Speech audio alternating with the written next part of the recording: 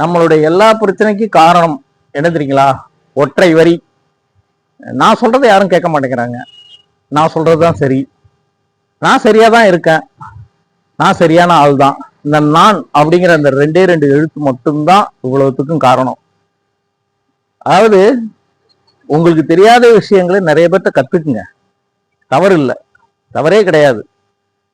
இன்னைக்கு நான் அதிகம் படிக்காதவன் தான், ஆனா இன்னைக்கு பத்திரிகை துறையில என்னால எவ்வளவு தூரம் போய் உச்சத்தை தொட முடியுமோ நான் தொட்டுட்டேன். அதுக்கு காரணம் என் கூட எழுதின பெரிய பெரிய பத்திரிகையாளர்களோட பழக்கங்கள், அவங்க கிட்ட நான் கத்துக்கிட்ட சில நுணுக்கங்கள். கல்விங்கிறது ரொம்ப முக்கியம், ஆனா நம்ம ஆர்வத்தோட தெரிஞ்சுக்கணும் அப்படின்னு நினைக்கிறது ரொம்ப பெரிய விஷயம். அதனால நான் அப்படிங்கிறத மறந்துட்டு யார்கிட்ட சின்ன பையனா இருந்தா கூட சரி, அவங்ககிட்டயும் ஏதாவது ஒரு விஷயம் இருக்கும். இவன் என்ன சின்ன பையன், இவன் என்ன நமக்கு சொல்றது, நமக்கு தெரியாததா? உங்களுக்கு தெரியாதது நிறைய விஷயம் அவனுக்கு தெரியும், அதை நீங்க தெரிஞ்சுக்கிங்க.